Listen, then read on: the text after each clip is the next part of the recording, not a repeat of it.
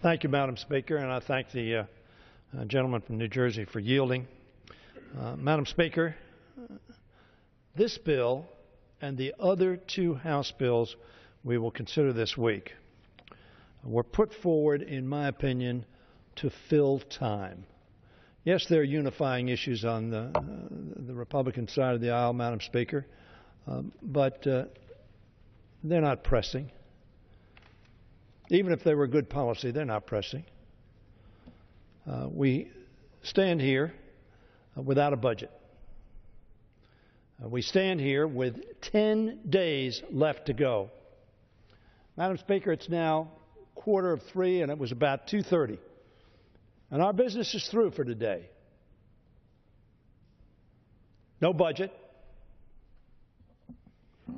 No unemployment insurance extension. No farm bill. No conference report even on the budget. No immigration bill. No ending discrimination. ENDA bill.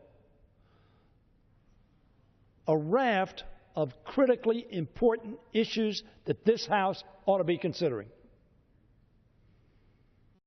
And so this is somewhat the fiddle on which we are playing while Rome is burning. We shut down the government for 16 days. For the first time in 17 years, a conscious decision to shut down government. And 147 of my Republican colleagues, Madam Speaker, voted to keep the government shut down and voted against paying our bills. And yet we consider this legislation. Now, I'm against this legislation substantively.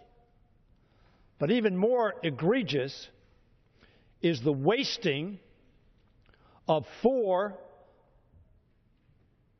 of the 12 days we had available to address the issues I've just discussed. America is rightfully disgusted with the Congress of the United States. Me too. Energy security remains an important issue. I agree with my colleagues on that.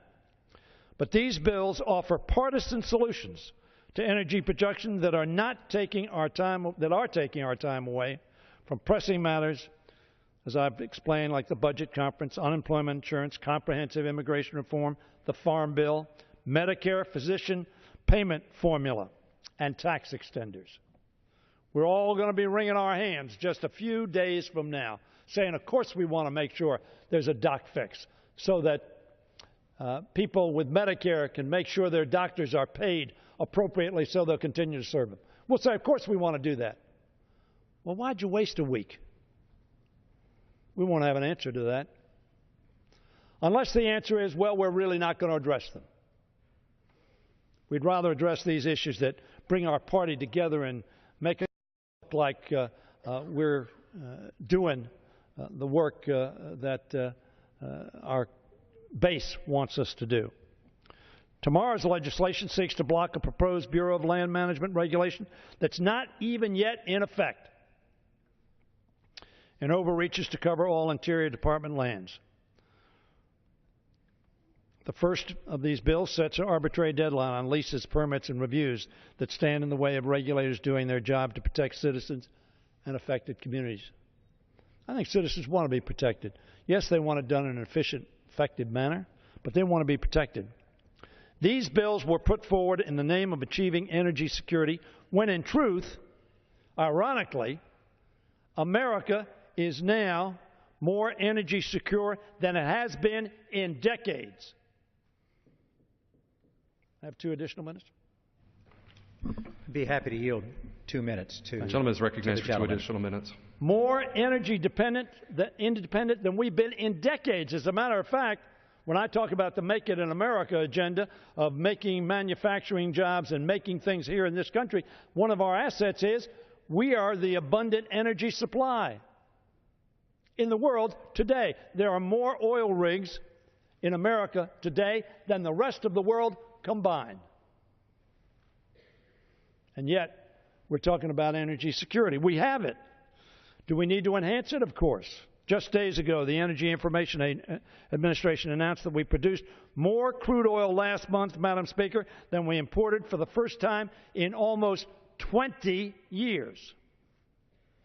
Under President Obama, oil production is up, and we now have more rigs operating, as I said, than the rest of the world combined. Domestic natural gas extraction has also grown to an all-time record, and energy companies already hold more than 20 acres of public land onshore on which they have yet to produce oil or gas. That is 56% of leased public lands onshore. The gentleman from New Jersey, Mr. Holt, was speaking of that. These bills distract and delay this body's critical attention to the issues of critical concern to all America, and yes, indeed, to the rest of the world that wants to see and needs a responsible, fiscally secure America. No budget conference, no farm bill, no immigration bill, no ENDA bill, all which passed the Senate in a bipartisan fashion. They're worthy of debate. That doesn't mean either side has to agree, but that's what we ought to be debating, ladies and gentlemen of this House, because they're the critical issues that are confronting us before the end of this year. And yet we waste our time, and frankly, we let ourselves off early because we don't have enough work to do. I urge opposition to these three bills. I urge the majority party to bring the important pieces of legislation to the floor that America needs, and I yield back. Gentleman from Maryland's time has expired.